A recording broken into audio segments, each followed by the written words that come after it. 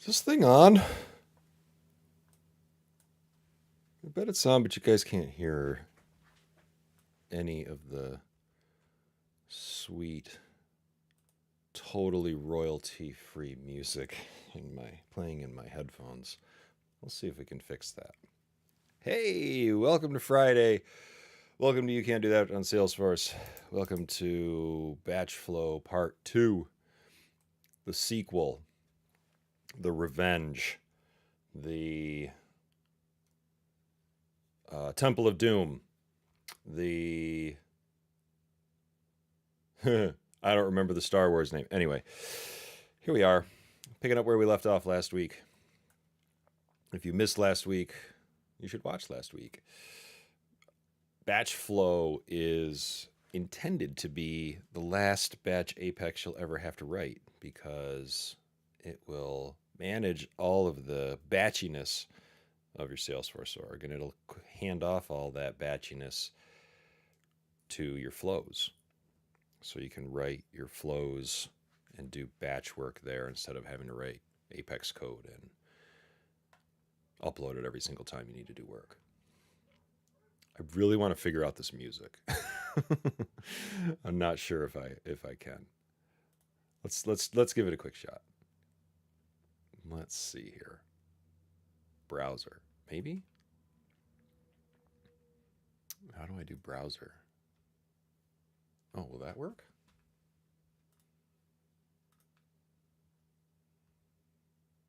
I'm not sure.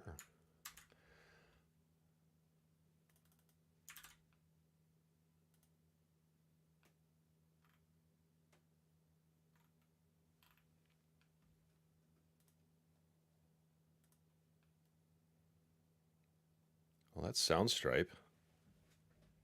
Except I'm not signed in. Can I sign in? I don't know. Let's find out. It looks like no. Looks like I can't do anything with that.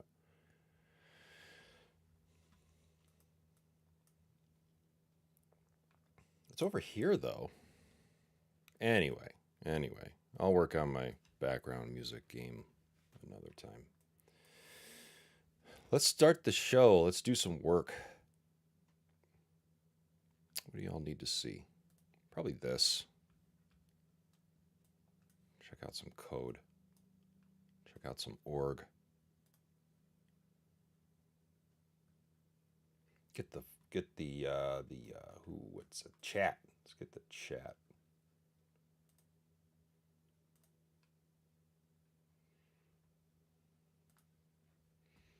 There's the chat.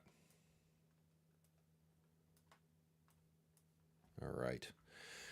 We are officially up and running. Where were we? Did I fire this org up? Yes, I did. Here it is. All right. The end of last episode was talking about how Batchflow right now, when it executes it, it runs each record in the scope one at a time. Takes this record, passes it into each flow that is configured for the batch flow to run. And like, here's an example, right? So call a new batch flow. What action is it performing? What object is it working on? Is there a filter for those objects? And then let's add a couple flows that we want each record to execute against or execute within. We want the flow to execute against. So we got two flows here. So when it's execute time, query out a bunch of accounts whose date is this year. So query out this year's accounts. And for each of those accounts, bump up the size of this a little bit. There we go. For each of those accounts, for each account, for each flow, pass it in, do the stuff, get it back. We're having a lot of excitement about whether the values of the field changes moving from one flow to the next were actually retained. And it felt like the answer was kind of, depending on how you referenced variables in the scope here. So I had some thoughts on maybe how we could do that differently this go around. Um, that I might experiment with because it's still fuzzy. I don't feel great about it. And then the other thing we ran into was could we, instead of going through every individual record, something we can do in Batchflow is define the size of the batch, just like a regular batch. 2,000, I think, maybe. It defaults to 200. We can override it. But this batch flow or batch size is cool and all, but when it gets down to execute time, it's still going to run them one at a time. I don't have a great story for this right now, but there could be a scenario where you want to pass all of the records in the scope at once to your flow that does the execution. So I'd like to figure that out. And my first stab at this was, uh, what are we gonna, what do we call this? So I said flow process mode. I don't like individual. I want to rename this. I'm gonna call it single record. Oh, that didn't rename at all. Okay. Instead of all, let's say all records.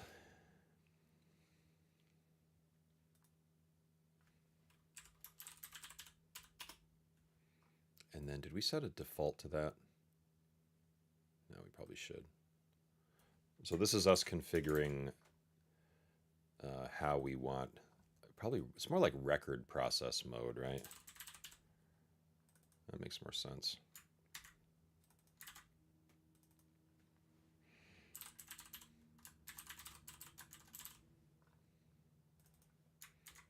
Let's default this to individual because that's what we're doing right now. For single record, sorry. And we're evaluating that down here. I did like 5 minutes of work on this after our last episode, so you didn't miss much. So let's evaluate this enum there. All right, so this is do the stuff below, right? That we already have. This would be send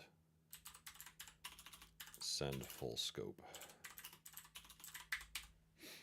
All right.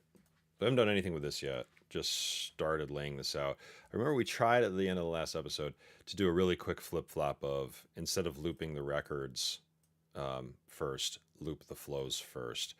And that again, like through all of the, I guess just the scope of some of these variables just doesn't like, and not the scope of the incoming records. I guess I should change that because I keep using the word scope. But just the scope of the, like this output record, which is the stuff that's coming right back. It seems like if you don't specifically make this set this here, it doesn't remember for the next iteration against the flow. But when I flip these, like it didn't remember it at all. So, like I said, we might need to look for a different way to handle that. I want to find a different way to handle that. And I think a different way to handle that might also help with this other mode that we want to provide. 1 second.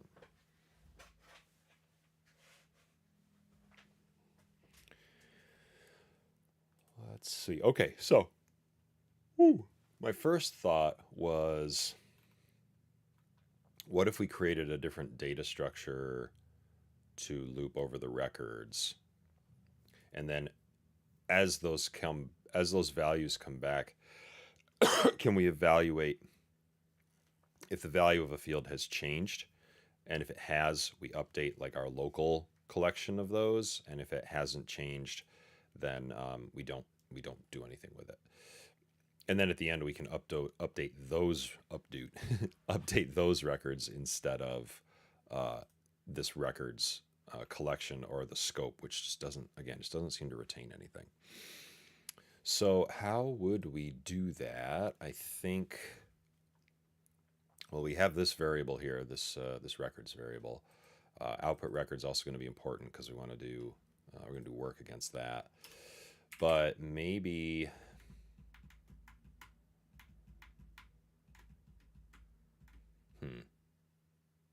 no, they'll be in sequence. So they'll always come back in sequence. So I think that's okay. And we'd either loop against these or we'd loop against the result to make the updates. All right, so let's. I did this before. I took each record of the incoming scope, I cloned it and added it to this data collection here, and then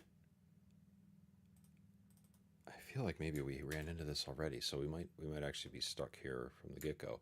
Then I looped on this on records instead of scope.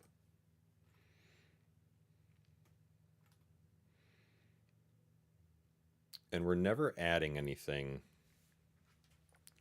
to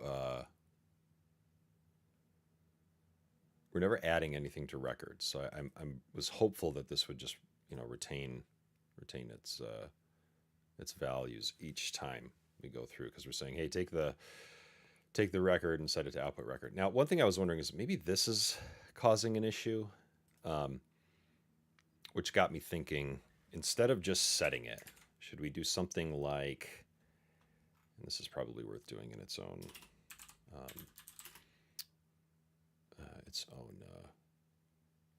method. Private void set changed values. All right, we pass in one record, and we pass in updated record. So then we could loop. So then we need the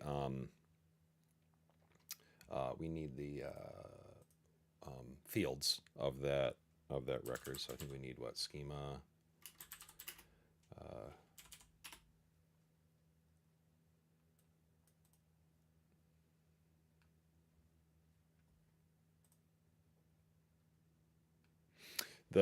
Okay, so the question mark here is, well, how do we know what our what object we're dealing with? I think we could just say ID, record ID equals record ID, and then the S object type we can get from the ID. Right, so we say what we ultimately want here are the fields.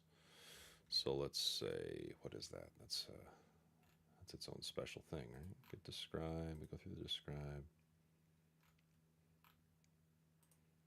result.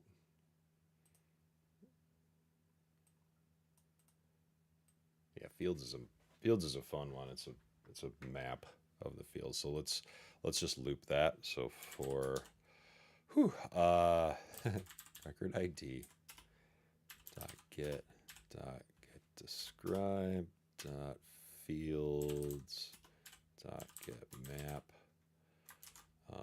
dot values. What does that map return again?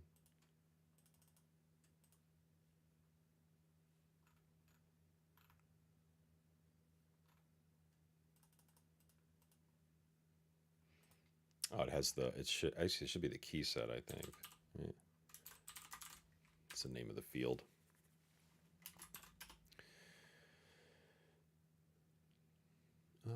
Get S object type. That seems okay.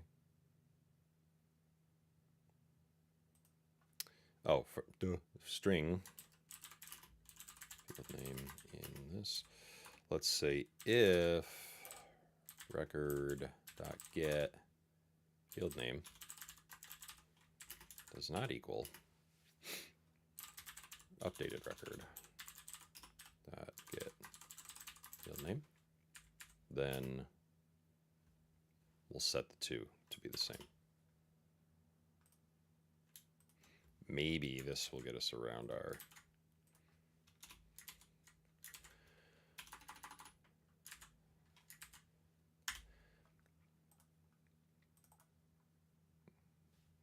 All right, so we'll set changed values. So now I've got output record coming back, and then we can just say set changed records here from value.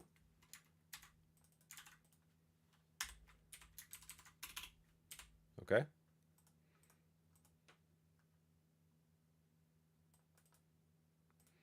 Then I don't need to do, this was the weird part. Adding to the rec, no, that was not weird because we were adding it before. But now let's see if this looks any different.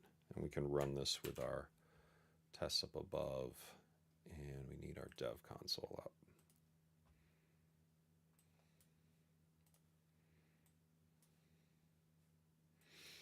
All right. We have a few records in the org. Wait a second. Oh, put.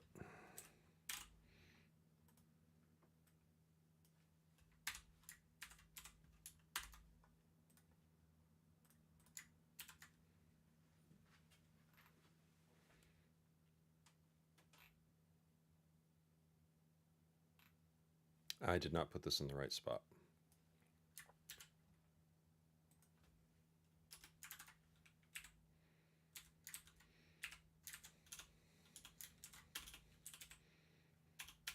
Let's call this mode, I guess, since I don't need to differentiate. Nah, leave the same. Never mind. Getting picky.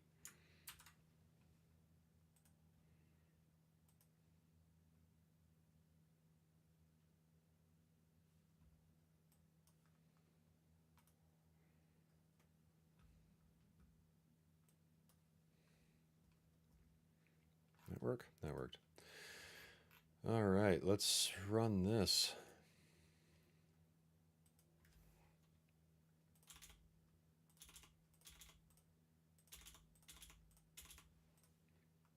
Do I have...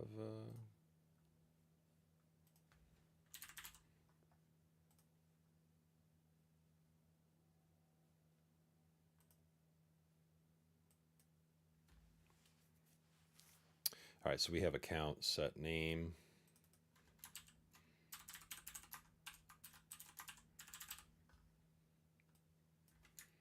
Actually, let's do account set description.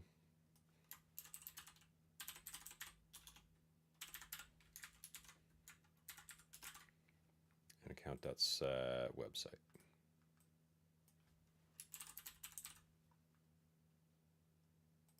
We won't do this one right now.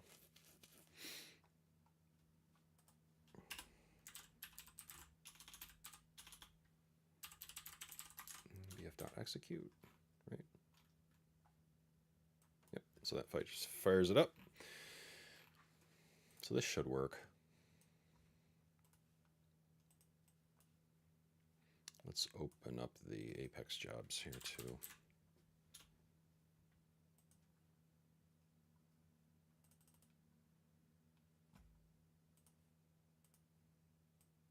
See how we do.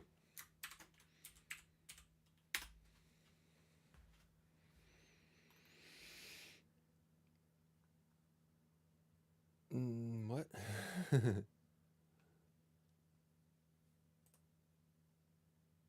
Oops.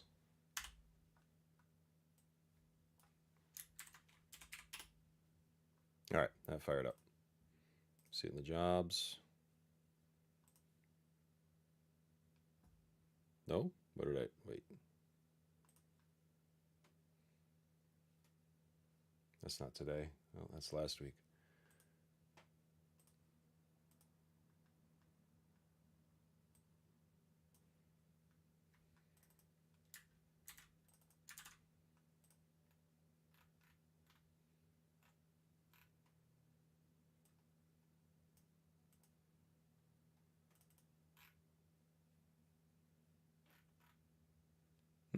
What's going on? Oh, wait, column doesn't exist. Variable doesn't exist. Batchflow action. Yep, because we have to do batchflow action. I don't really even need that, do I? Because it's defaulted to up. No, it's defaulted to none, so we do need to set it.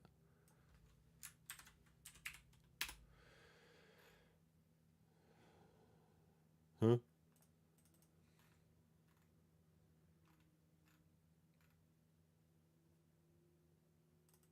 No. Init. Let's see. Is that going to cause a no? Because they have different signatures. So yeah, let's just init. That's what we want.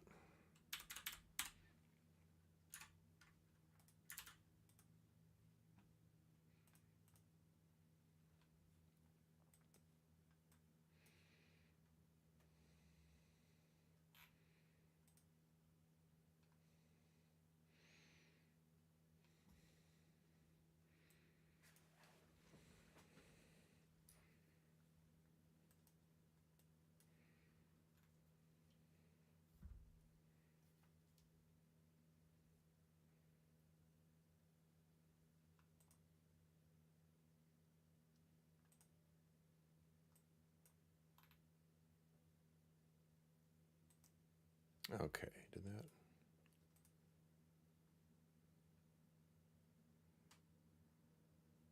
No, because I didn't call it.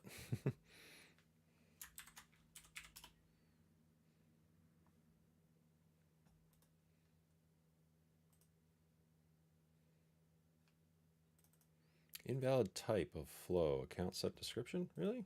Let's see.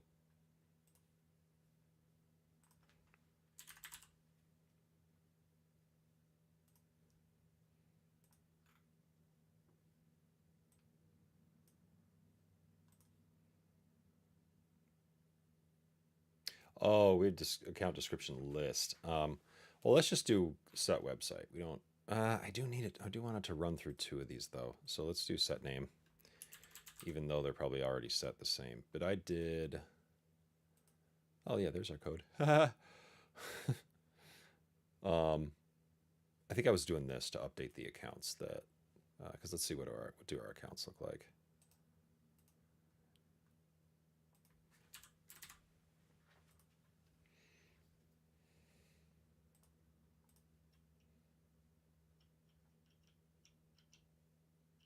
Wait. Oh no, we only had. Oh, I thought I put a bunch of these in. Uh-oh. Am I in the right org? Yeah. All right. Well, I guess we're gonna create a bunch more accounts. I'm not sure what I did. I delete them? I don't remember deleting them last week. That's all right. We'll create a new list.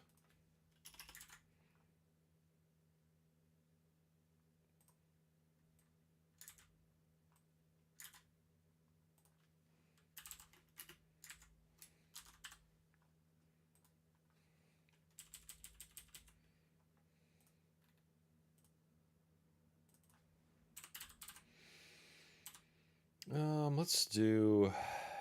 Wait for. Do 1,000 maybe.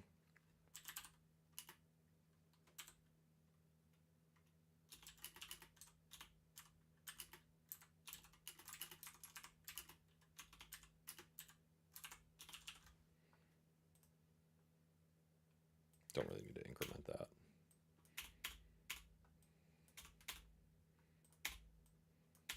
There we go. All right, now we'll have some accounts.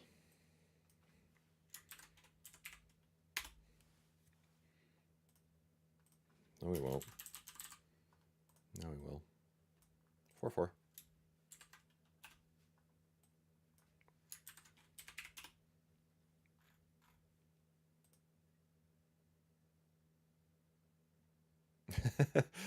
Ooh, all right. I'm totally with it today. Accounts.add new account with name.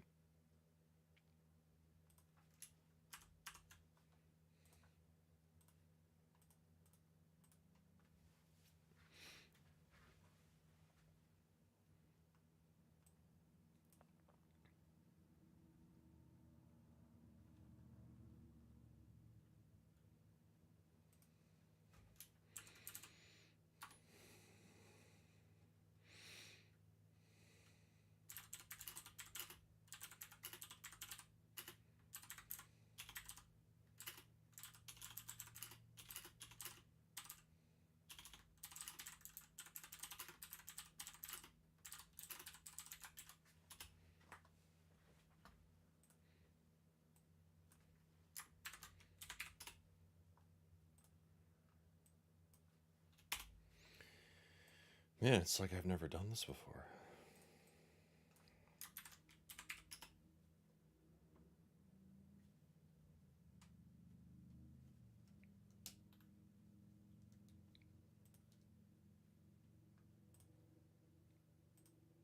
Do I have a filter on this or something? I sure do. So I think I just created like 1,000 more. Yeah, I definitely did. I guess it's been a long week, friends. A lot of rookie mistakes here today. That's okay. What can you do? I'm just gonna do 400 of these, so it's not doesn't take as long. Not that it takes a long time anyway, but okay. Back to our Apex jobs. I have every reason to believe that they're coming in. That came in fine. Excuse me. Okay, we'll do 1,000. Why am I so wishy-washy today?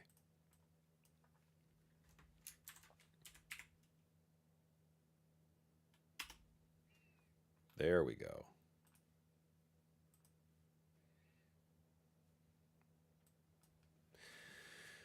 This object row was retrieved via SOCL without querying the requested field. Account is deleted. Okay, that makes sense.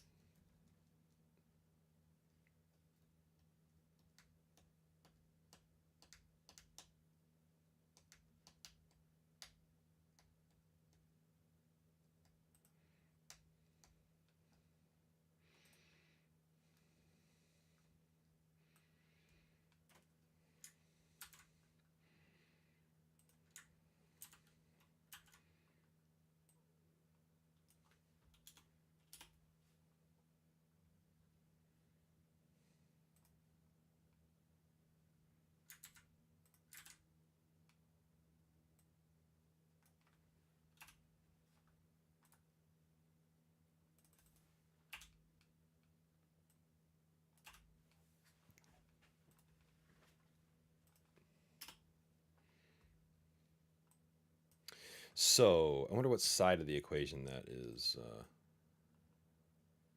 Oh, well, we can just check, right? I mean, I think. Can we just check? Because we can turn a record into a map, right? Doesn't SObject let us do that? I think that might be a better way to do this.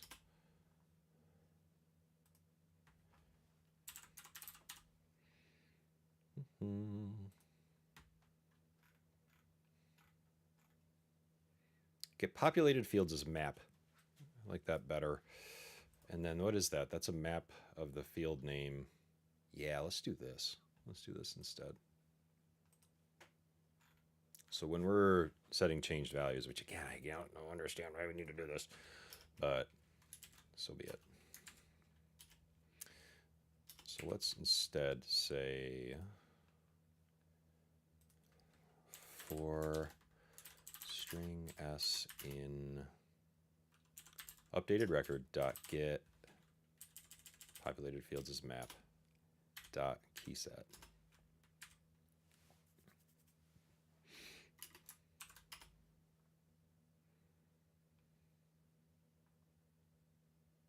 One thing we probably need to check too is this field updatable? Because there's no point in doing this on fields that we can't make a change to. So let's go to SObject field. We're going to need to, I guess, evaluate the, well, it's a describe result, right? So field describe, which is, we're still going to need that code. We're still going to need to do this record ID get describe.fields.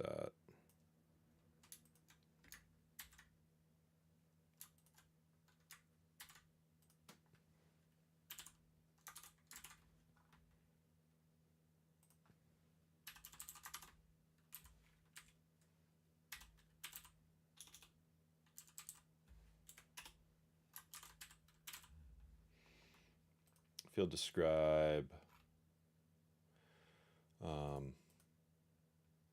is updatable. Is that right?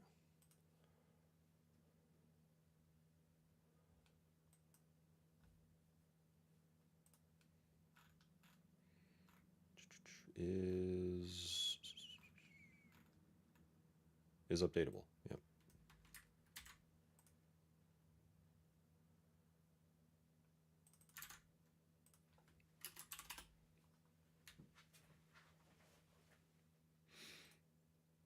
If it's updatable, then let's set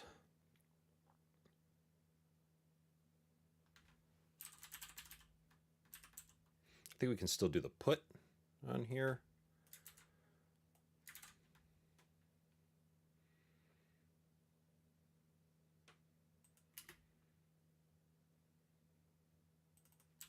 Do S.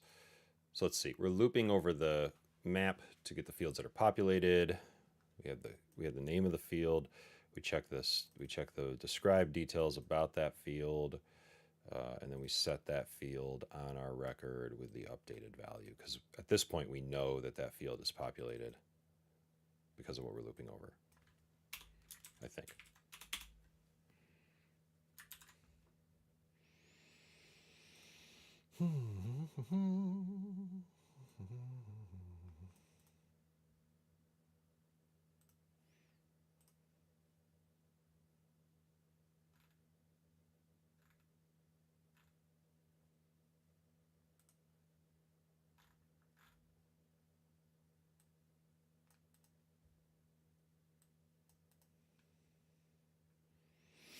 Okay. Wait, field name. Nope, not field name. S.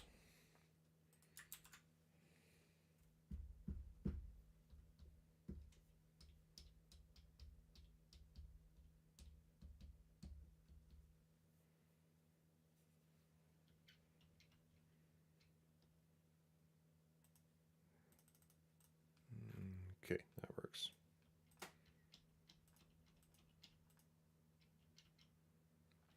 Go again.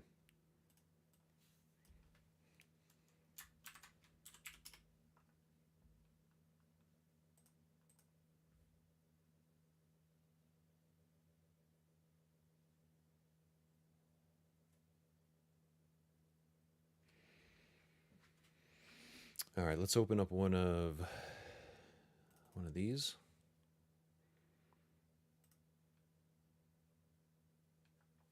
And then we're debugging line 86, which is, this is the record after we've made the changes. Whoops. There it is.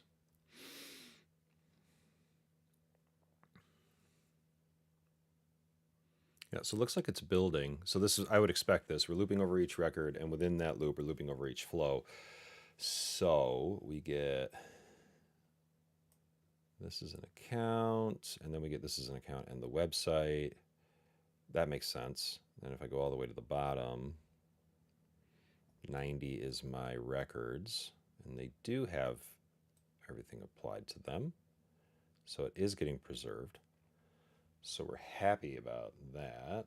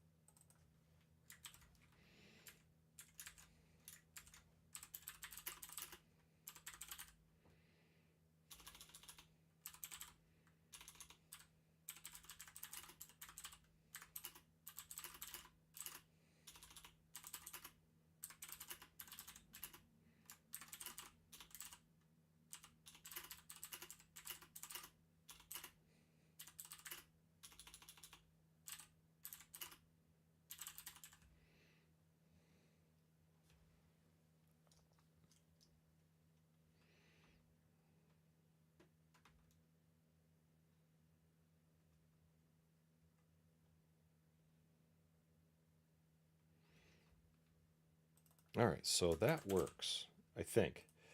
What I'm going to do is I'm going to wipe out all of the I might just wipe out all the accounts, start over again, because there's like 10,000 in here, which is way more than we need to. It's way more than we need, so let's just do that real quick.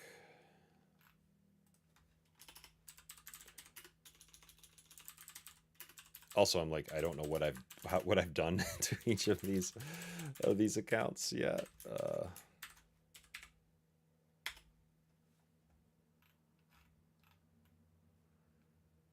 Oh, let me get rid of all of them. Nope, too many.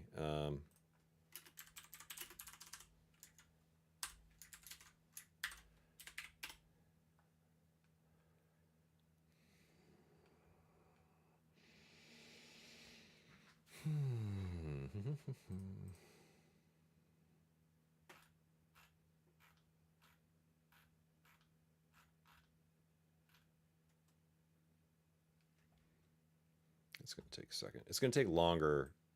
It's going to look like it takes longer in my debug log than it really does, I think. I still probably have like 1100 in here-ish. This is fun.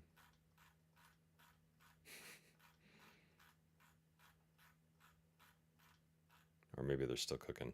Maybe I'm wrong. We could use the, let's look at the dev console, do a quick query.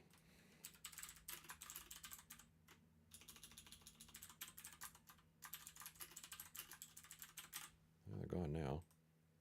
1001. Okay. I'm just going to delete those two. And then we'll create new ones. All right.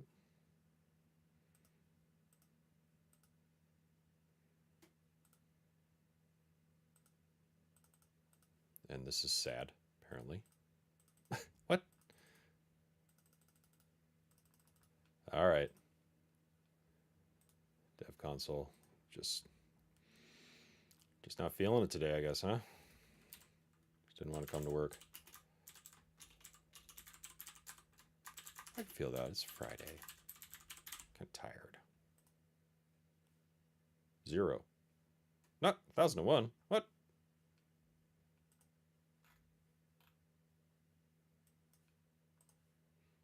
That's not correct. I'll run this again, but I don't. Unless I have to empty the recycle bin, I've never had to do that before.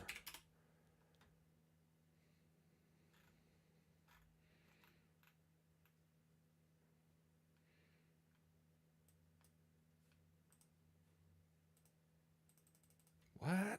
This is strange. What's going? Is it because I'm here? That can't be. It's because are they locked because I'm looking at this? I don't know. Let's delete it again. Man, I'm having all kinds of excitement today. These are like all the rookie mistakes are coming out. Oh goodness, this thing.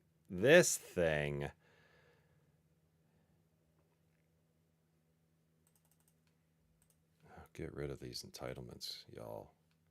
Let's do a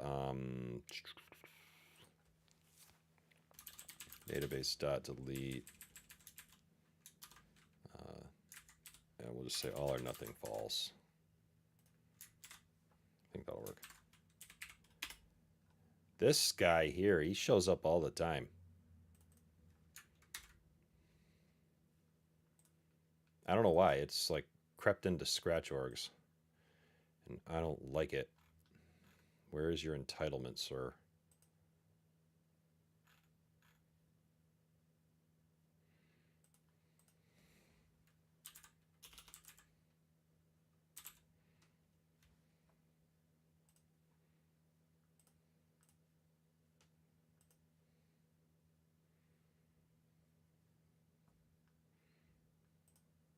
Probably not going to let me delete this because it's part of the standard case process.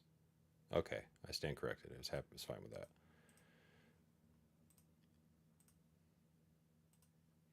Sheesh, why do they do that? Why? I'm sure there's some flag I got to throw when the whatchamacallit.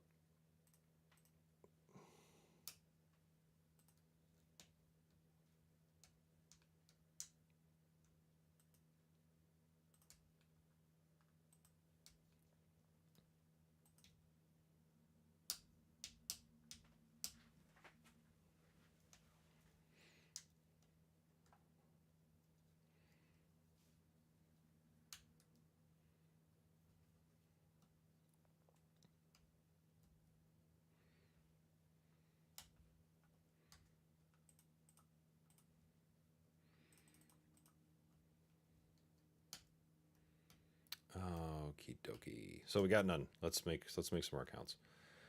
Not quite as many. 1,000's fine.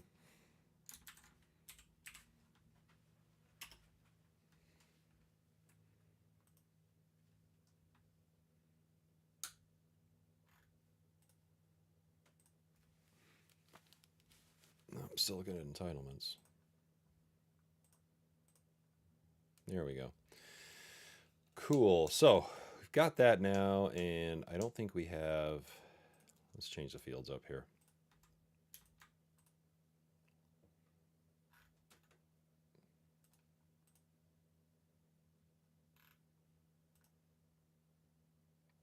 All right. We are going to change. So our flows now are going to change the name of the account and change the set the website. So now that they're not set, let's rerun this and see if it actually sets them the way we expect it to.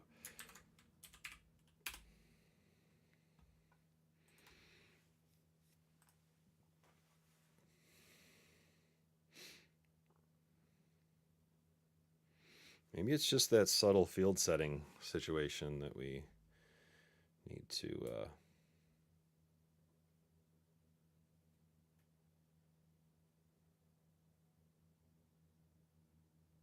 all right. So they all got set. Okay, they all got set. They all got changed. Cool. So, what now?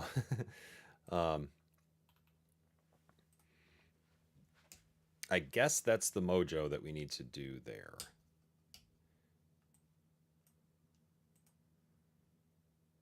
So now we can go back up here, right, and say, all right, what is your flow record process mode? If it's one at a time, then we'll take all this.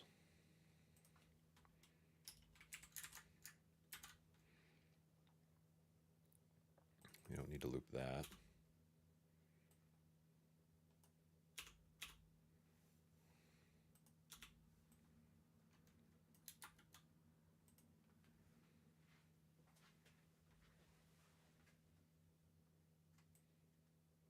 We're going to need this no matter what, so we'll pull this up.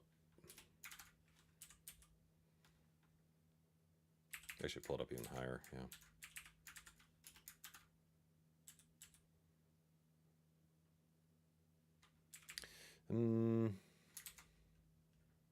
No. Here, what we could do, let's pull it up to here, and then we're just going to create new instances of it, I guess. Not like that, though.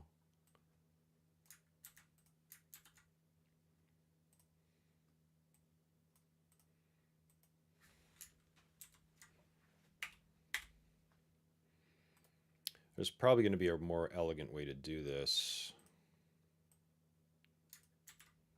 For right now, I'm just going to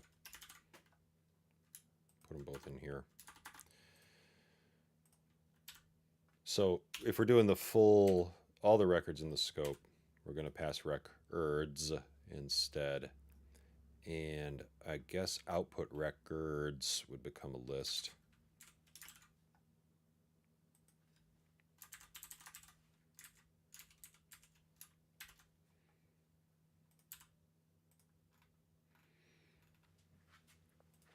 All right, so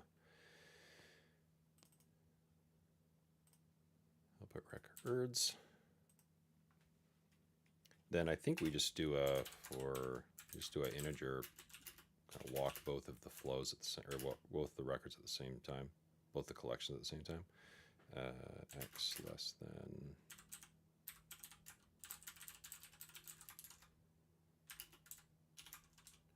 The expectation here is that a collection-based flow needs to return the whole collection back. I guess that's reasonable. And then here we can do records X. Now put records X. Here we go.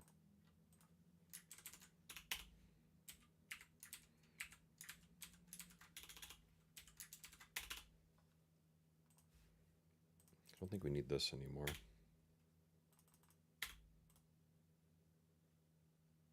The input parameters that are passed are going to be relevant for the whole flow, so they're not, this would be the case where you just want, the same parameter for all.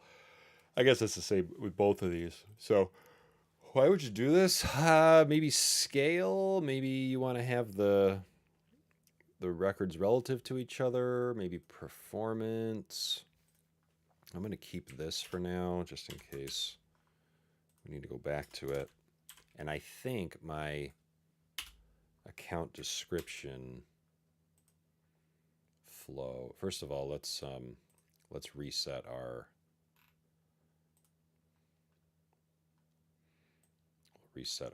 field values here. Oops, not yet though, because we have broken stuff.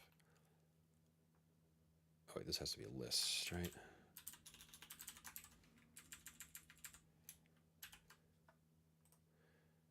And we don't need to we can't debug that because it doesn't exist anymore.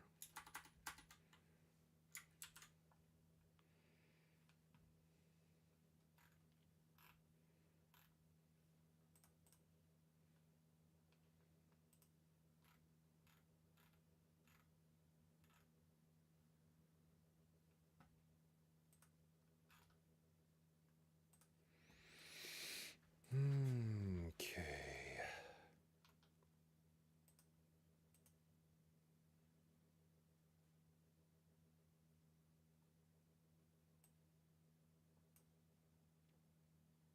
Well, actually, we could still debug that. I'm still interested in how it handles it. I'll just debug it inside this loop.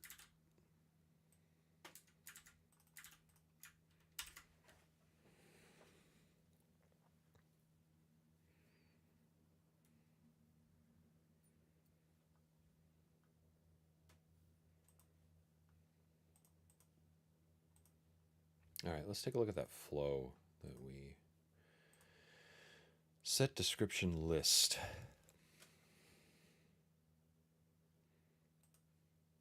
So we expect it to have records, input, output. And then here we're just setting the description on each of those. So let's try this alongside all of our other stuff.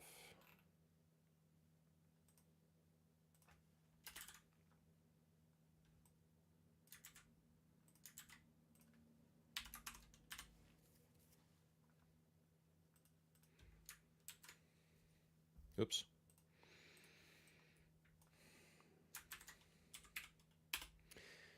And if this works, then so far so good.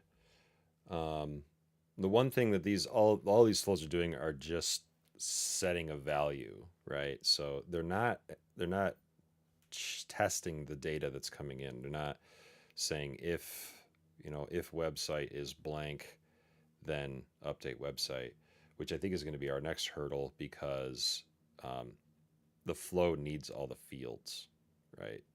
More than likely, it's going to need all the fields, and also the ability to traverse, like do pathing. That's not going to be possible. The other thing we might want to consider is passing the record a list of record IDs, and maybe even the record ID itself for the individual, so that you could go do stuff with them when they come in. Because I could see, all right, here comes a list of accounts, but what I really want, or maybe here's the list of contacts, and I have here's all the field values, because we're going to do some select star fun here in a second. Here's all the field values, and but I need the accounts, and I don't think those are going to come through with the in Flowland. So we're actually going to have to re-get the records that are coming in. That could be a thing that has to happen. First things first, though, we got an error in here.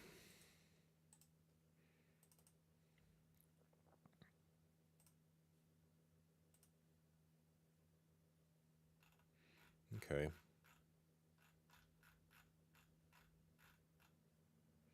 where did that blow up?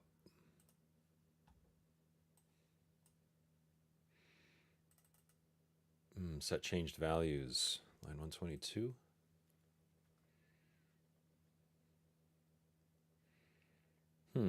Okay. 122. Wait.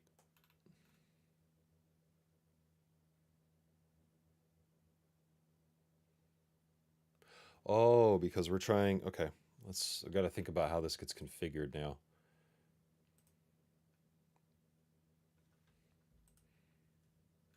I think we need.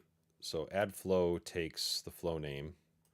We probably want add flow to also be overloaded to take the flow record process mode.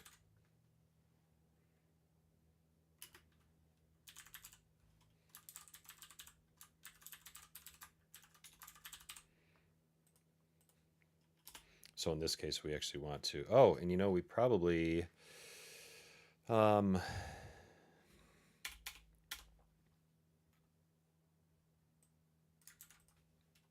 probably going to want to pass it here as well.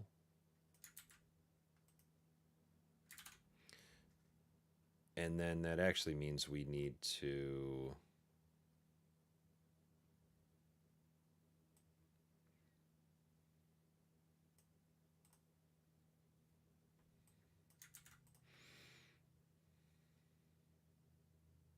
Well, I guess we can just create it in each case, right?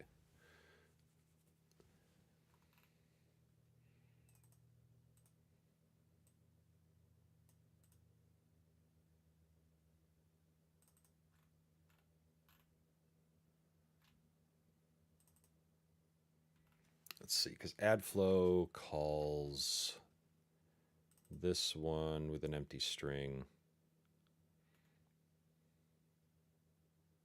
We need this one to get called with the flow process mode passed in, because we can accept those 3 parameters now. And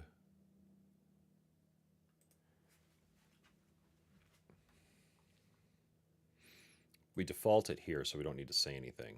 But here we would say flow config dot process mode equals record process mode. Okay.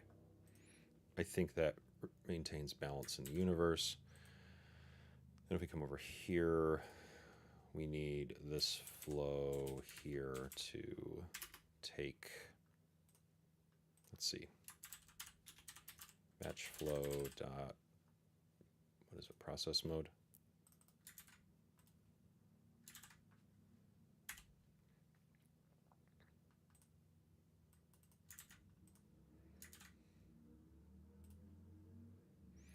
And then maybe we create another method, like we create like add single record flow, add all records flow.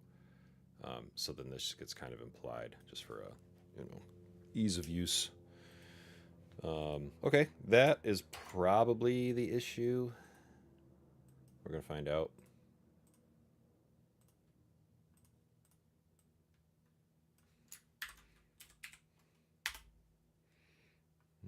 Okay.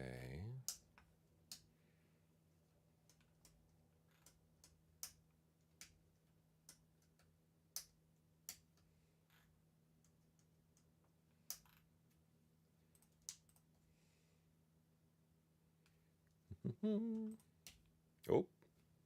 Oh. Hopefully we've got a bunch of records with a bunch of filled out fields.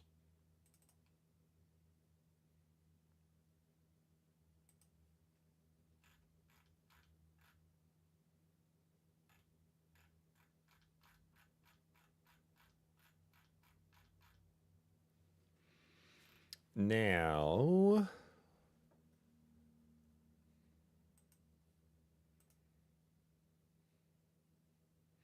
so curious, right? Are these all? So let's see, line 90. That's the debug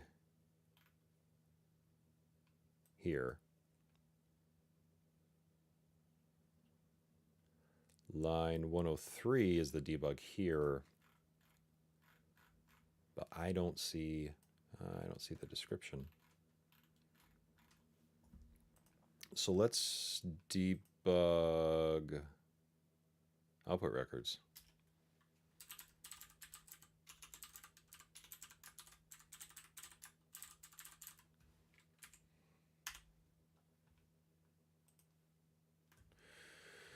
That would be interesting because, let's see, we are looping records here.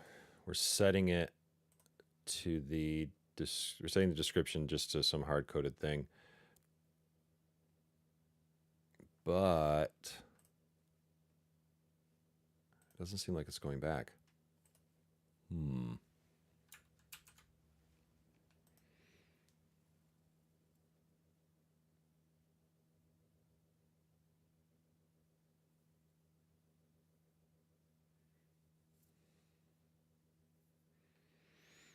Let us observe again.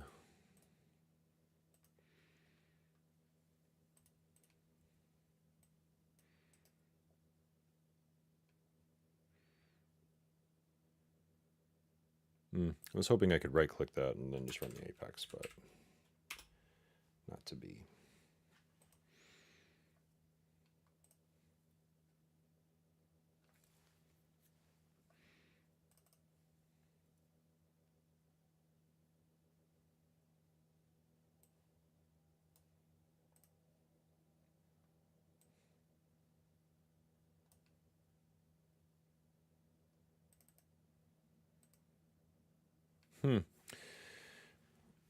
Well, that's interesting.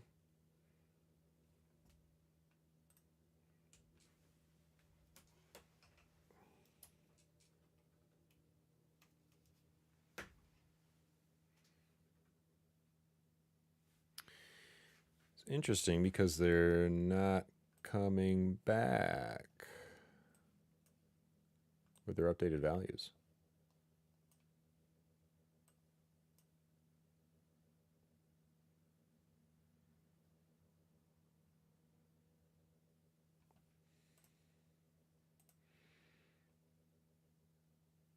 Maybe because I made this change and it's not actually the return, the output variable isn't in use. Let's find out. Maybe it's just that. Then we'll dig into this more.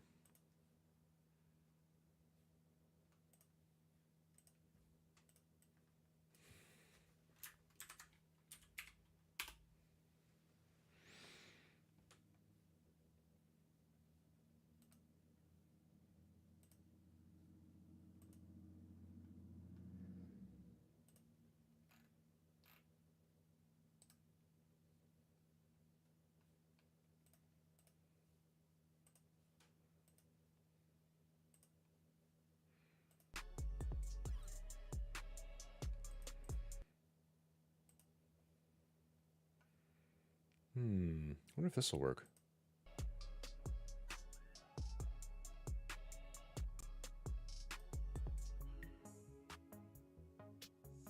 Oh.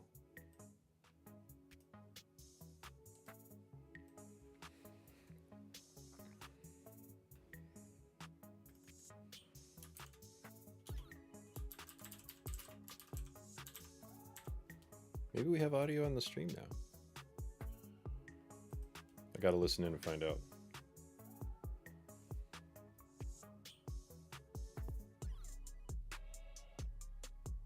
Checking on my phone.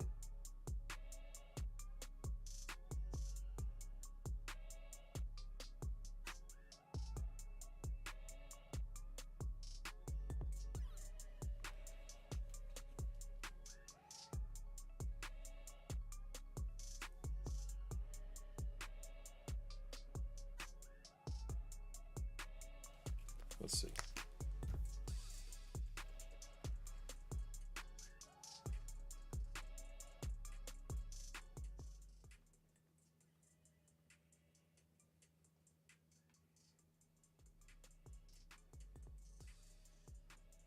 It's kind of loud.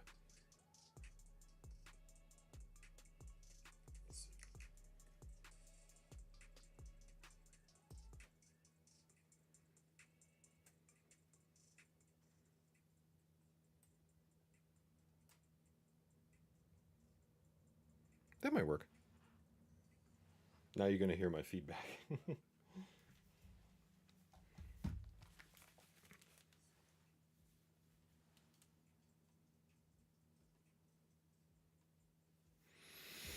All right, I think it works. If you're here and you're listening, let me know if the audio is too loud.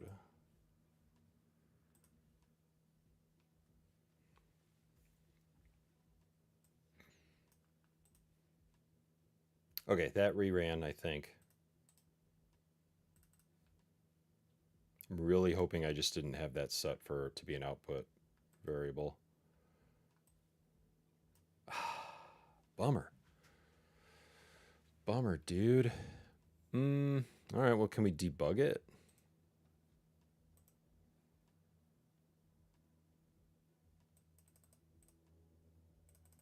Wait, we can't support it because it's debugging.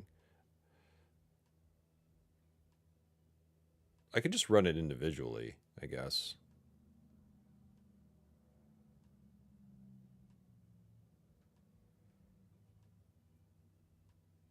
So I guess maybe what would have to happen here then is, let's try this next trick.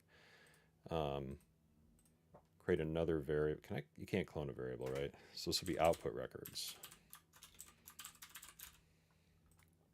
And we'll make this match the, do that. And then I'm going to de-outputify that. And then we have to do a final set or assignment here. Can we say set output records?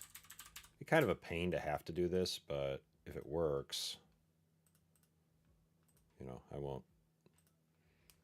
Not terrible. Could be worse.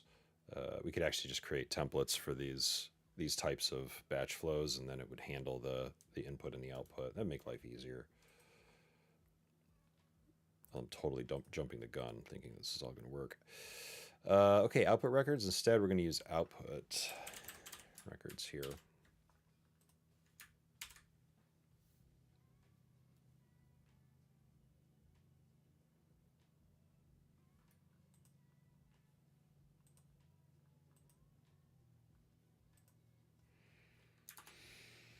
I think I activated that, right? Yep. Okay, so let's try it again.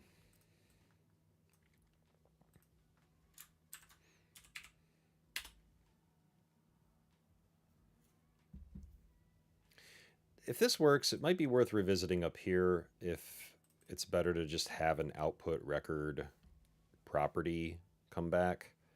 Because maybe that takes care of this. I don't know. I don't know why it would, though. I still think we're going to need all this stuff we've got in here. All right. Big money, no whammies. Okay, runs through those. Man.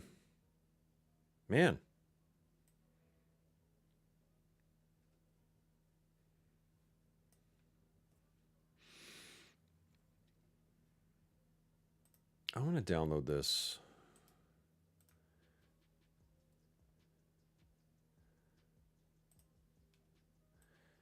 Because I want to see some of the flow mojo. Like, is it even?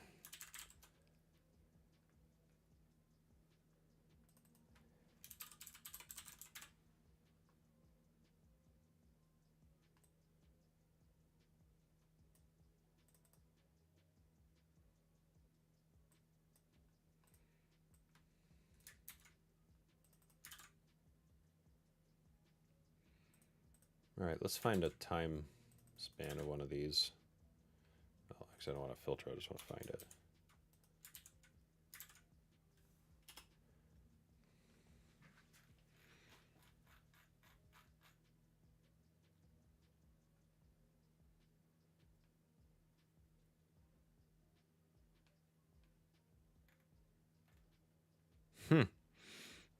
It's like it's not even doing anything.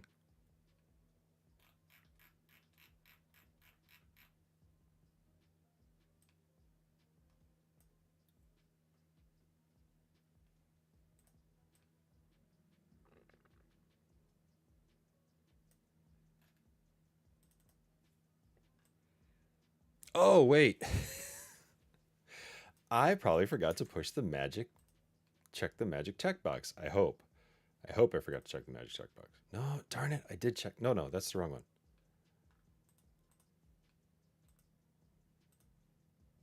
Darn it. I checked the I was hoping this wasn't checked. Yeah, I mean, and just wasn't going to understand that it was a collection, but it definitely seems like it did. So I'm curious. All right? Let's find the next instance of this because I want to see what is this report. It just says bytes -4, so it doesn't. Unless I can crank up the log levels for workflow, and hopefully that's it.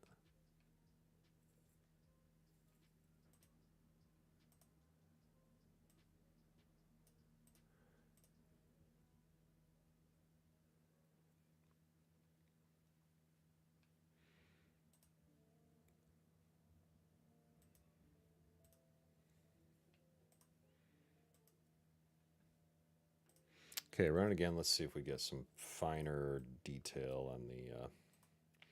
I don't really even want to run these two. I just because I'm not getting anything back. So let's hold on those. We'll just run these.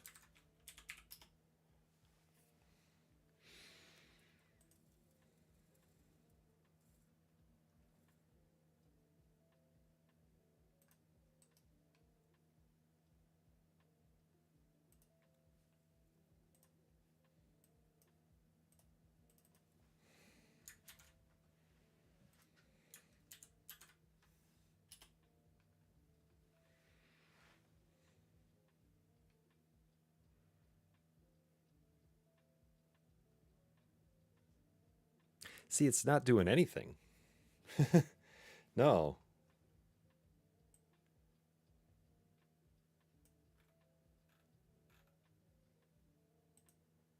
All right, well, I take that back. It is assigning it here.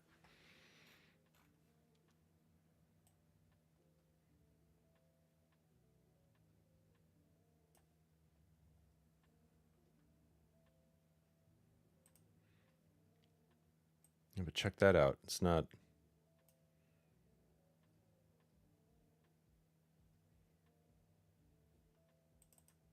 Are we looping the wrong thing?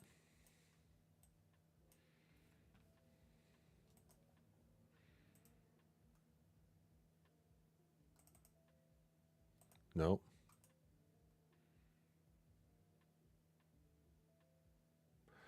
So I wonder if this is an instant. Well, that just doesn't. That doesn't make any sense either because we were able to set them without passing the um,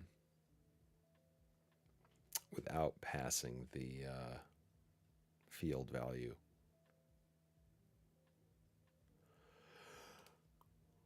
So it's really it's here, right? We can see that. Is it because we can't work against the records that we're I'm guessing that's probably it. I'm guessing we have to update an iterator instead of updating. So this might not be a problem with the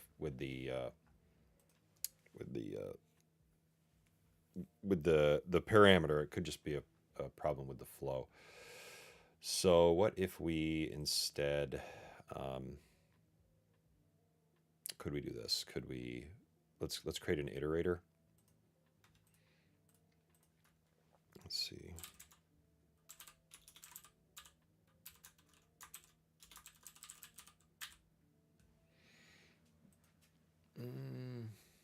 Well, let's try something. We'll make this the record. We'll make this an account.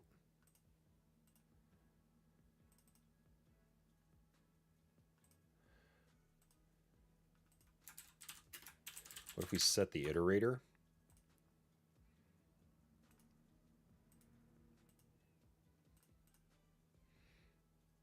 And then if we set the iterator here.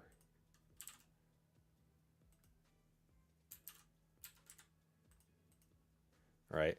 And then what if we add that instead to the output records?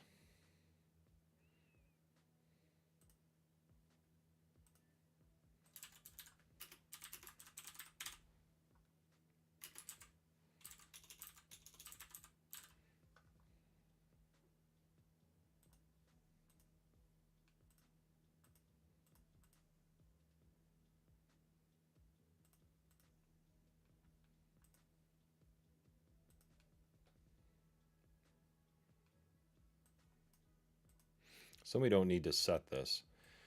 Now again, not saying this is the way, well, let's even see if this is the way to go. See if this works.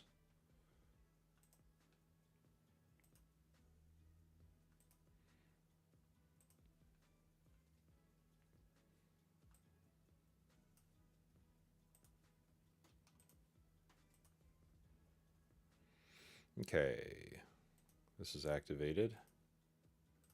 Run this again.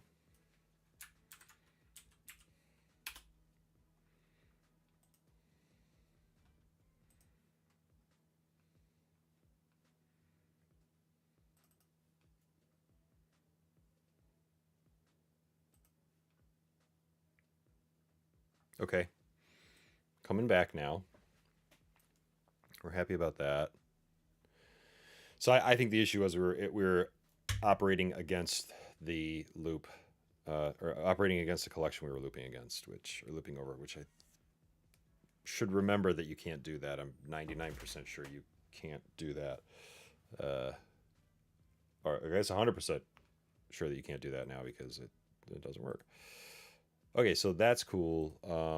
Let's bring back our two other flows.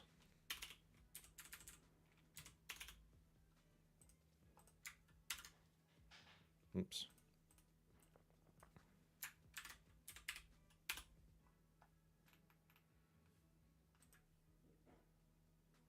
And then we'll see how these run.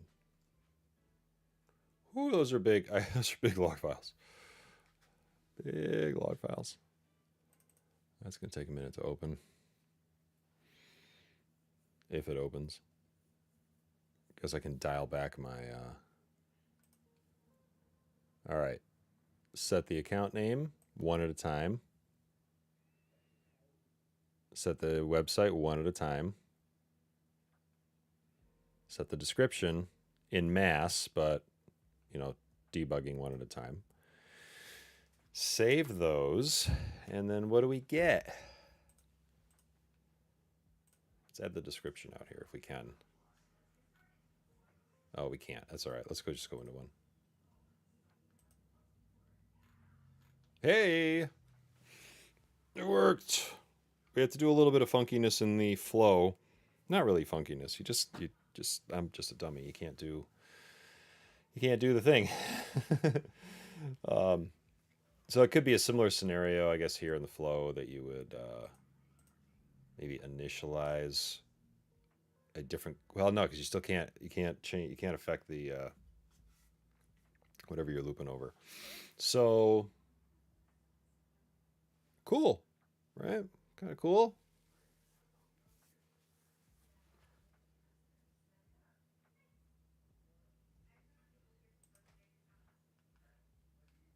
Now, let's do something different. Let's reset these.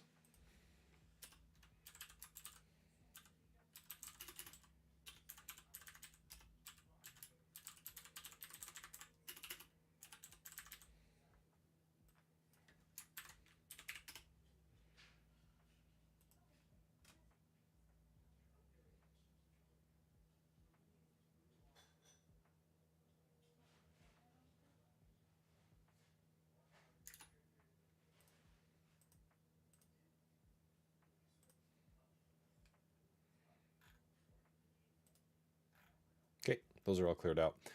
So now let's try this. The inbound records do not have these fields. So we're in this. Let's use the website one.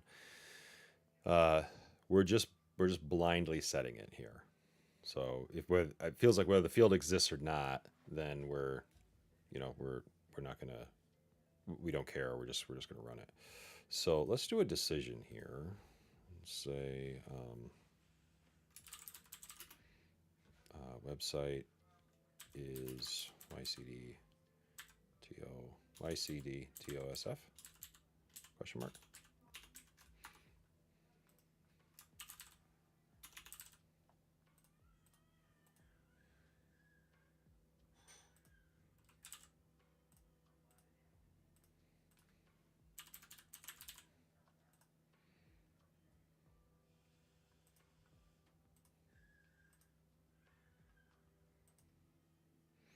And maybe if it's set to that, we'll set it to something else.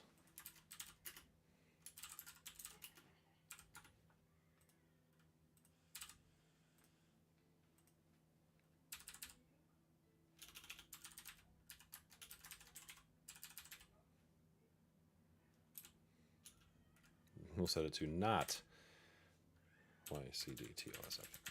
There we go. I do not own that URL, so we'll see if it, it goes somewhere that I'm not aware of. I am not liable for the content.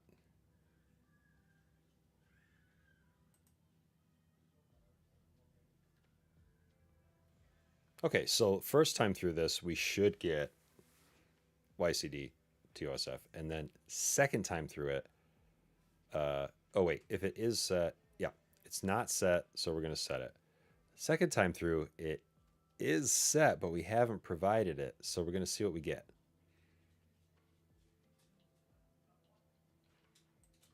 See what we get.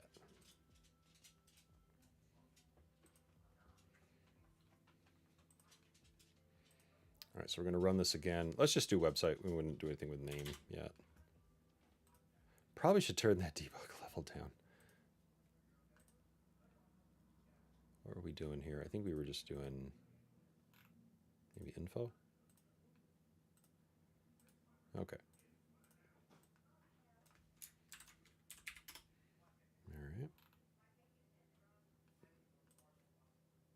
Aha. There we go. Some succeeded. Did they succeed though? Unhandled fault. Unhandled fault, unhandled fault, unhandled fault, unhandled fault. So I should expect 5 of those. I expect 5 successes and 5 errors. 1, 2, 3, 4, 5, 6. 1, 2, 3, 4, 5. I think sometimes the batch Apex reports one more extra one. I'm not sure.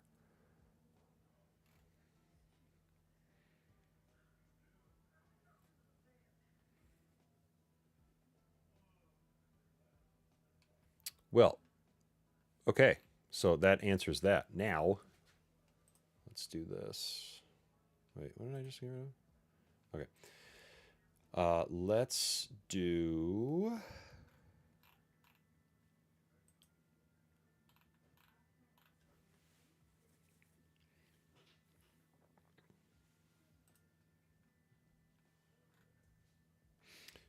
We need a...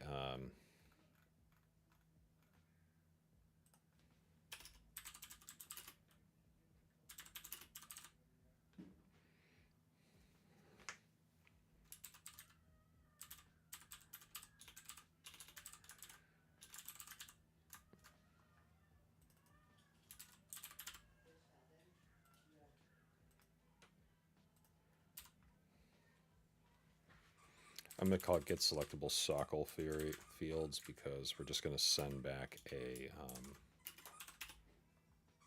and we'll say schema.sObjectType.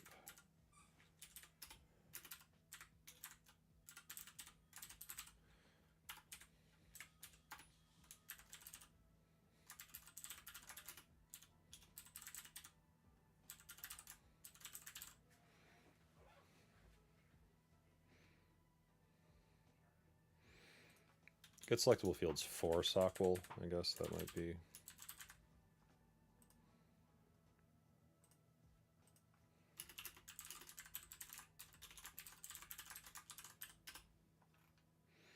And then this crazy thing here, I think we need again.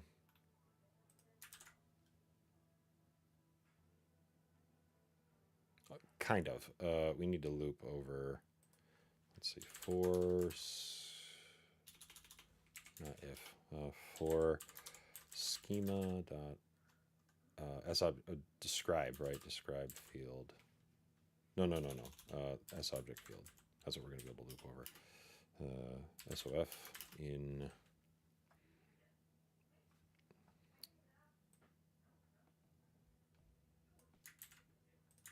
get field get map dot values dot get describe dot is selectable. I don't know if that's right.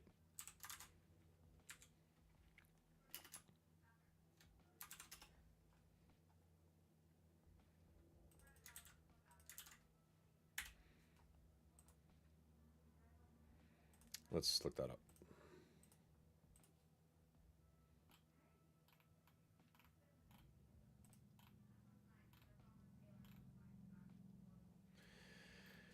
Create is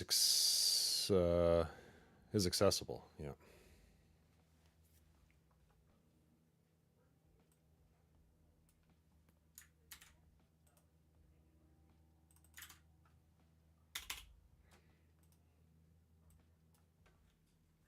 Oh wait, yeah, not quite that yet. Let's see.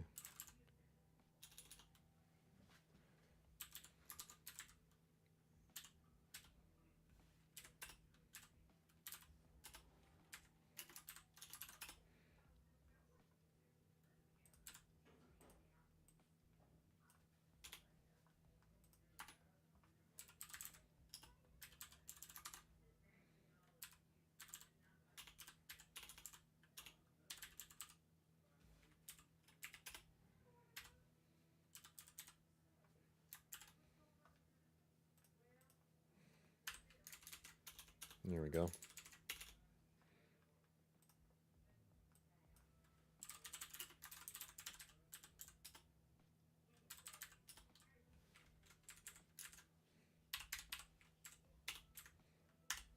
Okay.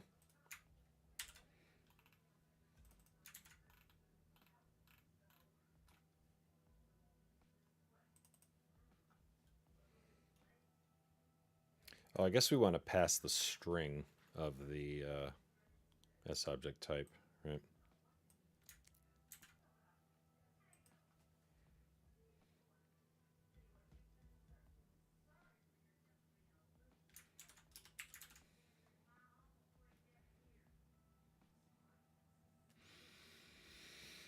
Yeah, yeah. So let's see, schema.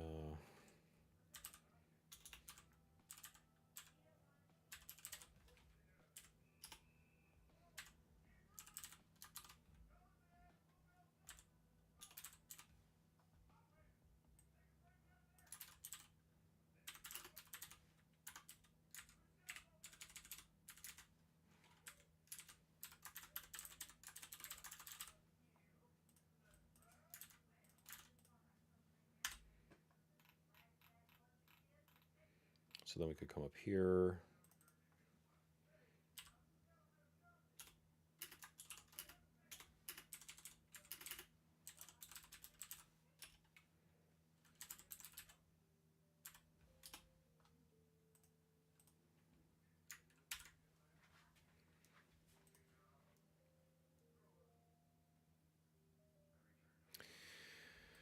Probably want to strip white space or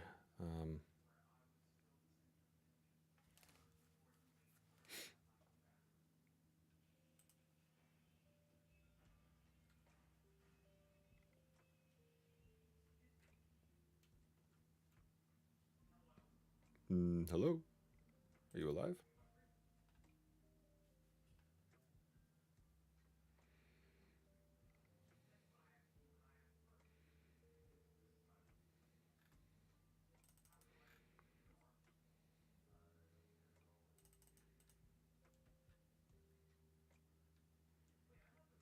Hmm. Probably should look into this. Well, no, because we need the query, right? Let's see. Apex sample injection. How do you prevent it? Right. Technically, this is user supplied.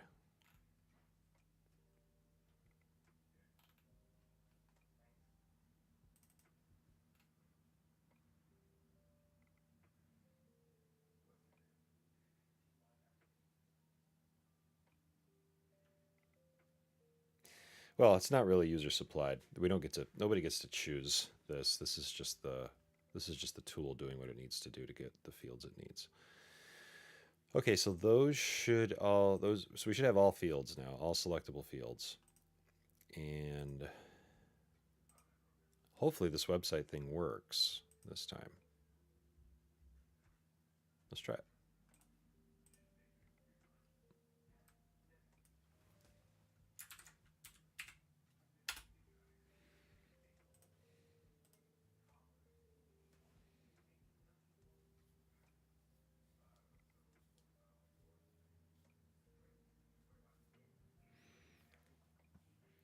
So this first go around, our accounts should have their website set. And they do. Are we done? Looks like we're done. Now, second time through, it should recognize that that value is there and change it to not YCDTOSF.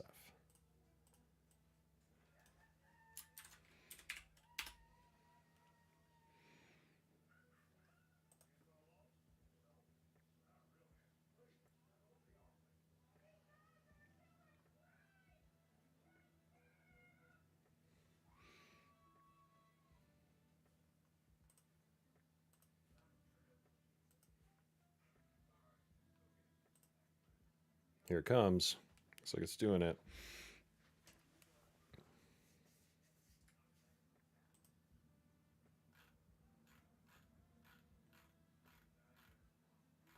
Yep. Okay, that worked. Maybe it's still working. I don't know.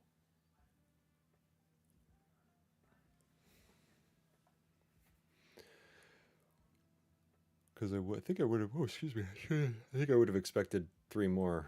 Three more of these. Maybe it's still running.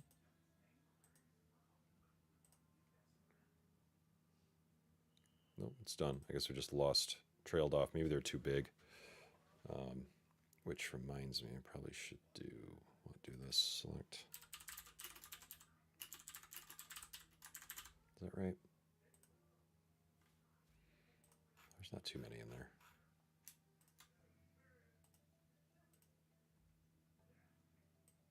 Okay, so where are we right now? So we have solved the can we pass a list of records into a flow? The answer is yes.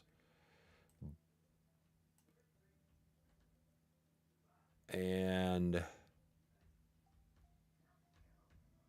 so here's a crazy idea, right? Let's go back over here because we had to introduce another variable, but do we have to?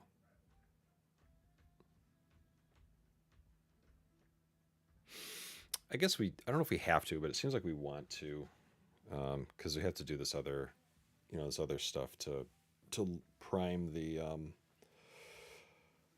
to prime the oh my gosh to prime the list for output. So I think that is probably necessary. I wanted to try one thing. Something I've never done is create a flow as a template.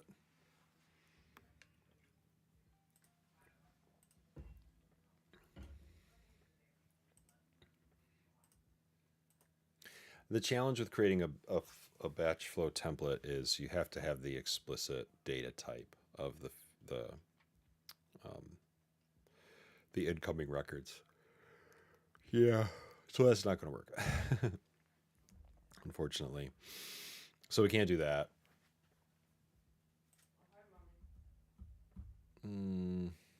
Okay, no big deal. It's not like super urgent. Okay, so seems like this is working. Now we don't have a couple of things in place.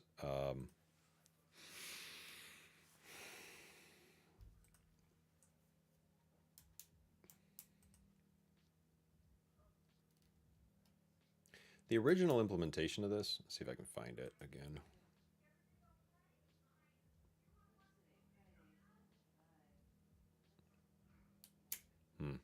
I'll have to look around. The original implementation of Batchflow, formerly Mass Batch, would allow you to chain batch flows together. So you could have something like this. Right, we're gonna configure this batch flow. Oops. And then we'd make another one. Oops, LBF2, I guess.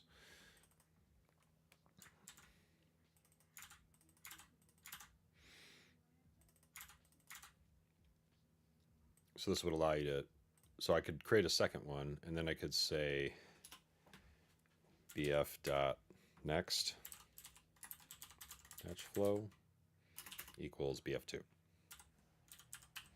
And then you could just keep going like that, right? You could have a,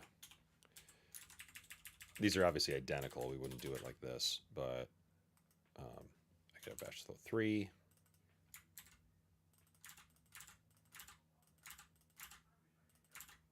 Chain, I'm sorry, so that is now batch flow 2's next batch flow. So you could chain them together, and when one was done, you could start up the next one, run the next one, run the next one, run the next one. So it was handy if you had like a batch processing thing that needed to do X, then do Y, then do Z, rather than shotgunning all those batch jobs at the same time. Schedule the first one, and then it would run them in sequence for you. So that would give you a little bit of flow control around that. No pun intended. So we don't have that right now. I definitely have it in the source, the original implementation. Maybe I can I open that? Can I open that? I don't know where that is. Hang on one second.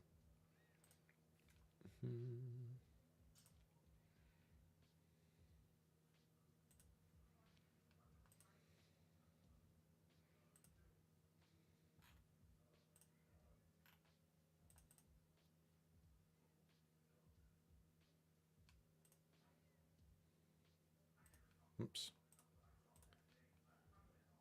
I have found it. There we go.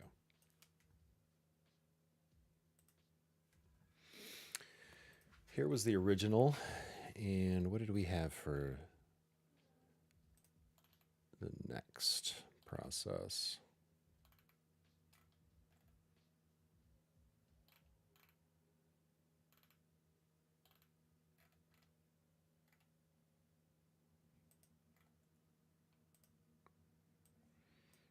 Yeah, it was just next mass batch, so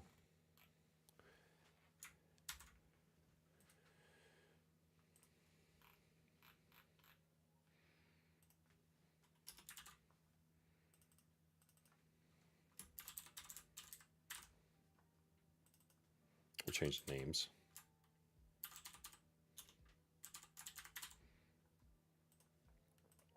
Okay, and then did we do anything else with that?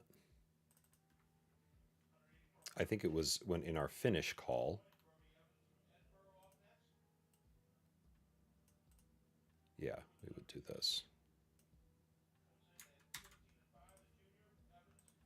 So we can tidy that up a little bit more here.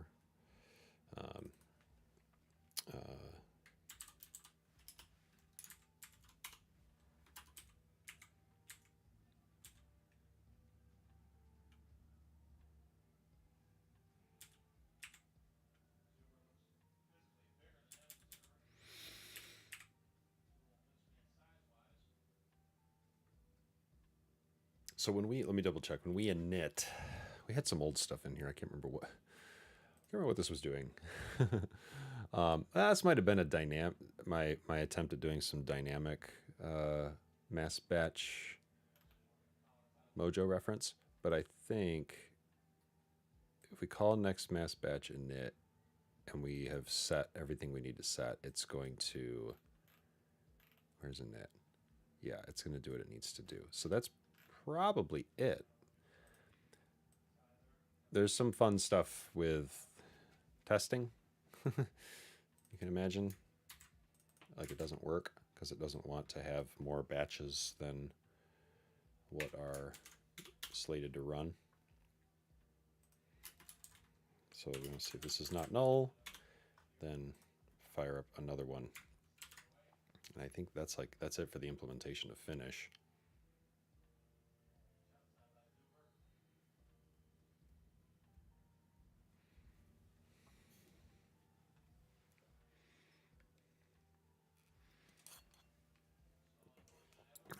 Okay. Let's try it. So what we can do here is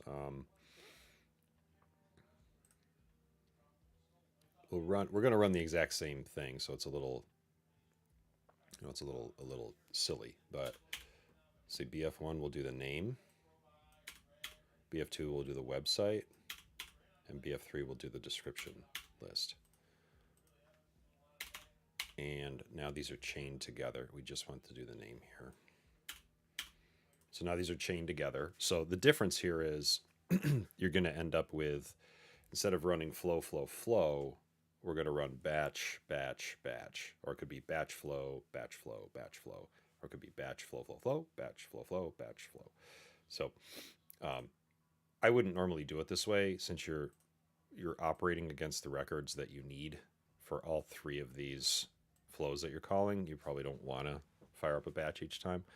But let's say you had to do a bunch of stuff to your accounts, beep bop boop, right? And then you wanted to do a bunch of stuff to contacts, beep bop boop, right? Then you can that probably makes sense to have two different batches, because the batch flow is always going to run against the one record or S object type that you pass it.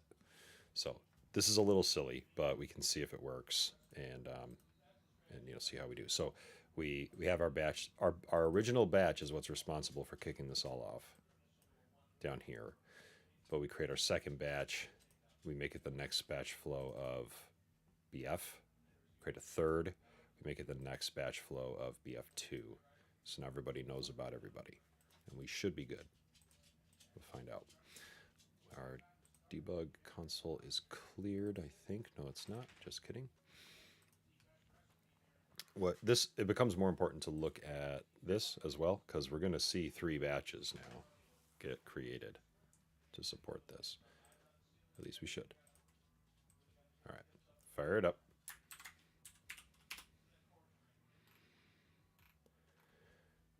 So it's going to kick up the first one. Processing that.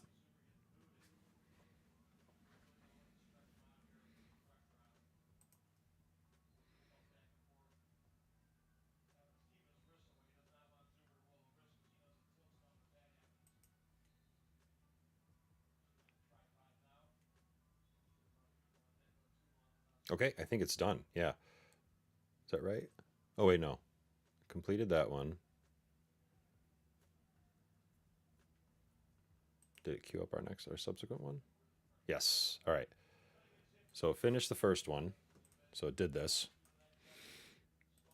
And now it's running the next one. It's basically going to be finished.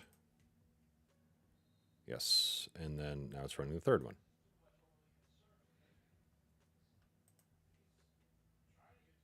And there we go. All right. So we can chain these together. That's cool. Each one's doing its own job. I got to believe that they're all running as they would individually. So I think we're committing the updates between each of these as well as they go. So it's really a fresh pick of the data from one to the other. I don't know if that would end up with any lock conditions or anything like that. Hopefully not. But yeah, cool. That was easy. We got that functionality back pretty quick. How about scheduling? We've got a couple of minutes. Let's see if we can bring the scheduling functionality back. So let's see. I think I had a few options for scheduling.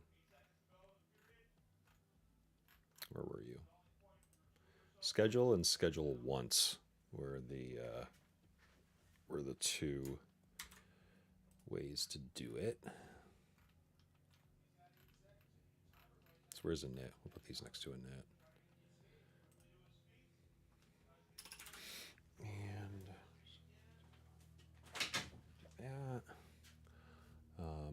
All right, when we schedule, we give it a job name and the cron. Just kind of basic, boring situation. Um, we have to give it a random name.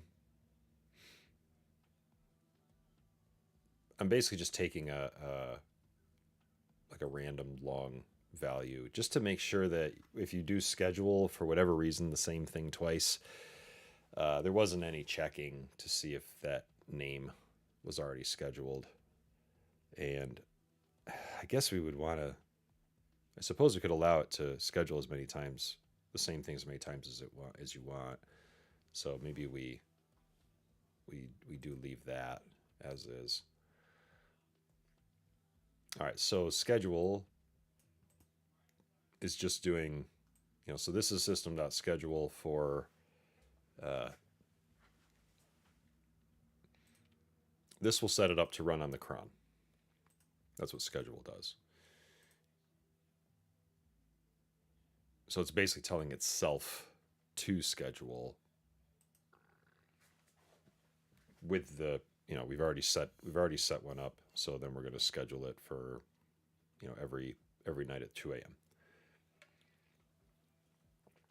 The other nice thing about chaining is if you do have to schedule a bunch of stuff, you don't have to kind of wait and hope that the jobs will run at the right times. So I don't have to say, well, update my accounts at midnight, and hopefully that'll only take 15 minutes, and then update my contacts at 12:30 or 12:15 or whatever. Um, and you don't end up with a scenario where it's like, oh, the accounts aren't done yet, so we shouldn't update the contacts. Um, I suppose so. This should work, right? Schedule. That's just us implementing schedulable. So schedule says schedule this job, right, and all the aspects of it when it's time to run. And then do we have a separate execute for schedulable? Yes. So then we just want to, when we execute, we just want to execute in, based on the schedulable context. And that is, we can put that right above here.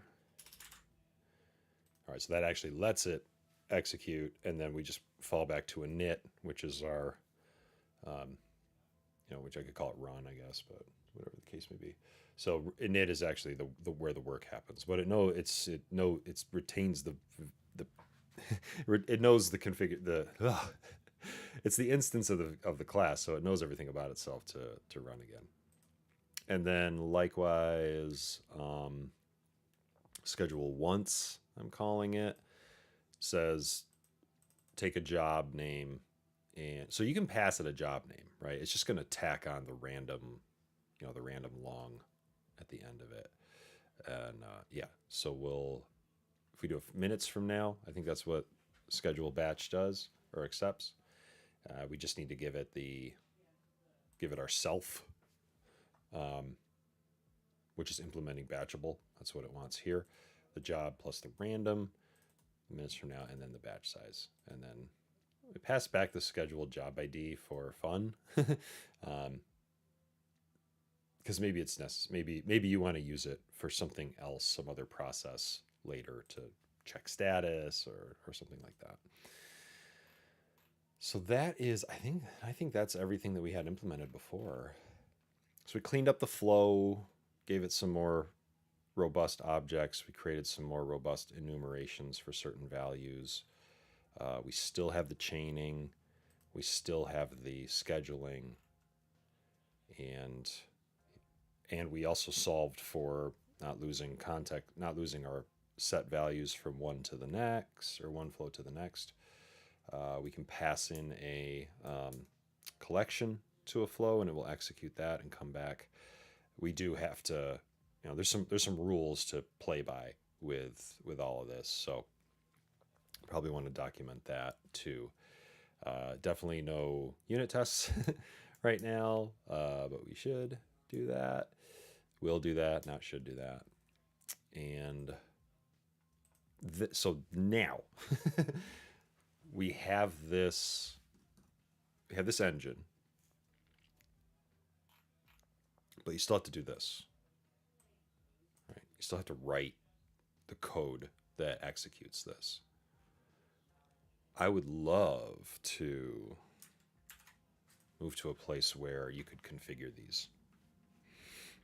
And in trying to think about that, so maybe we have a batch flow object. Maybe. And then, what do we need when we're configuring a batch flow? We need the action that it's going to perform. It's probably a pick list. We need the S object type, which is also probably a pick list. So I sense that when you create one of these, you want to create it through a flow so we can have some more control over the, not only control over the experience, but I'm going to need to go get this from like entity definition or something like that. We'll still save it as a, well, I guess really it's a string, but I'm going to say, yeah, this is derived from entity definition somehow in a flow. Okay. Sockleware.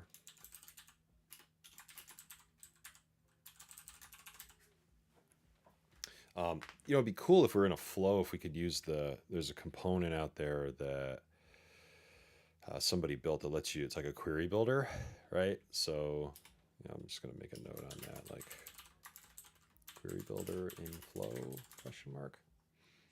It's not that we need the fields, it's that we want the conditions. Right? So maybe that's something we could use. And then we need the flows, right? Which, what is that? Batchflow flow? That's ridiculous, but let's go with it for a second. We need the name of the flow.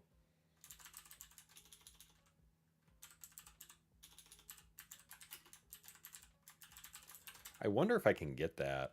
Is that a REST API thing? Or is there something else that's soggleable to get those out?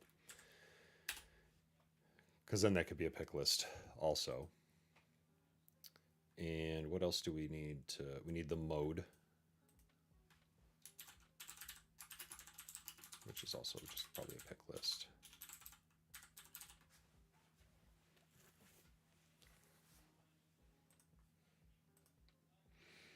And then maybe we have, probably up here we would have the next, right?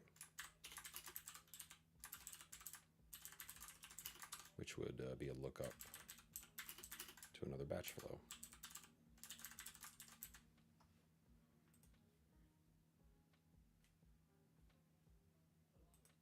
Alternatively, if we wanted to schedule one, right, I think we would need the schedule cron.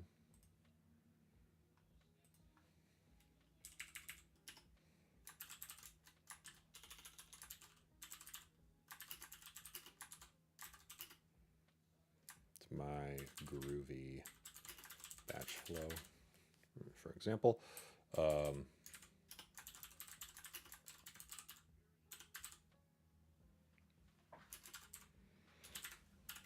That's text. It'd be nice to make that be a little bit friendlier somehow.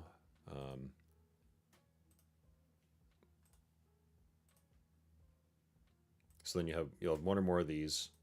I guess there's a sequence, right?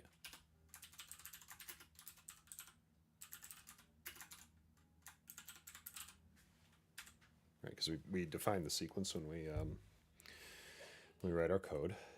So what else?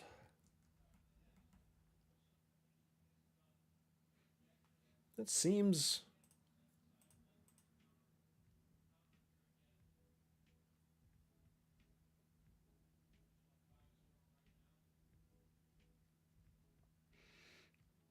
it'd be nice to do this probably as custom metadata, right?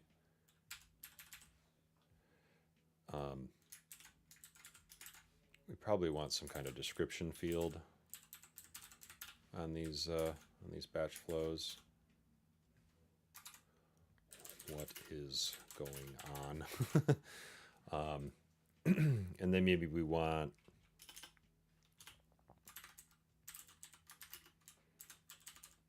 batch flow history. We capture the Apex logs, capture it, and this is probably not like, I wouldn't say this is MVP. I'd love to get this up and running, but I think some way to track what's been executing, were there any errors, you know, so maybe it's more like Batchflow log. We could do some metrology, some timing, some performance on here too. That'll come later. So then what happens, right? So what are some use cases, like some user stories here? All right, I could navigate to batch flow record, push, execute, it runs. I could navigate to batch flow record and push, we'll say run. Run now. Run later. It opens a flow. You pick how much later. It runs later.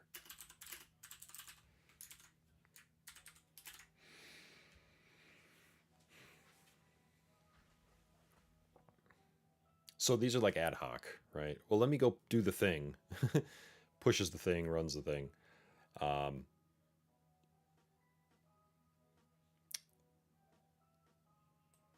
But to get a batch running on a regular basis, you're going to want to schedule it.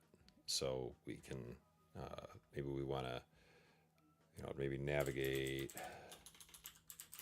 to a dashboard. You know, navigate to a tab. See, you know, so I guess navigate to a dash. I don't want to say dashboard, but I'll say whatever. Navigate to a dashboard to see the status and log history of batch flows. So maybe, you know, we make an application page and it's got all the batch flows out there. That could even be the page where you do stuff too. All right, you say, okay, batch flow X, run now. You could also see that it has subsequent batch flows behind it, or what its, you know, what its sequence of batch flows is going to be. If it's scheduled, you know, I want to be able to maybe pause a scheduled batch flow. So maybe up here we need some kind of status.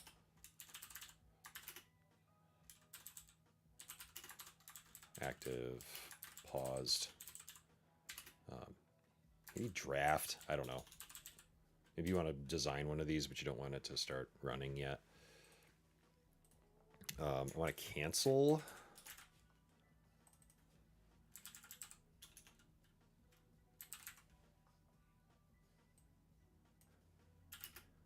Cancel a running batch flow. So that probably implies that we need the, well, I guess batch flow log, right, would be where we want that stuff to live. Whatever it is, the batch ID, or is it the scheduled? It's a job ID, right? Right, and then a status. This would basically just be surfacing, you know, to some degree, it would indicate that things are running, and then, but this is basically surfacing the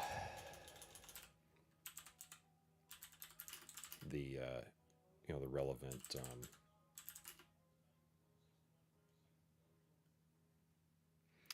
the relevant batch field, native batch fields. I think a lot of this is already there, but again, good for like heads up display. So status. This obviously has a relationship to the batch flow that summoned it. And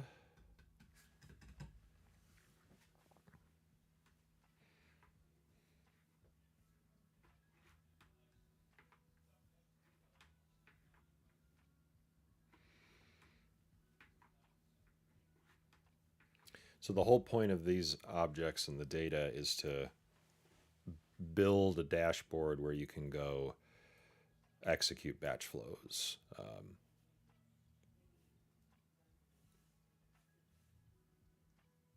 And observe scheduled batch flows. You know, you could still, right? Remember wumping? Like, wump records.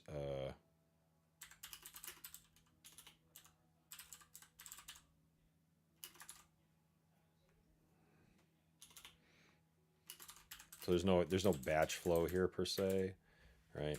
But maybe there is sort of like a ad hoc batch flows. You know, basically do what you would do to configure one, but just don't keep it, right? Great power, great responsibility. You know, you get the idea. Maybe preview records that will affected by batch flow. Either like first, you know, maybe first 100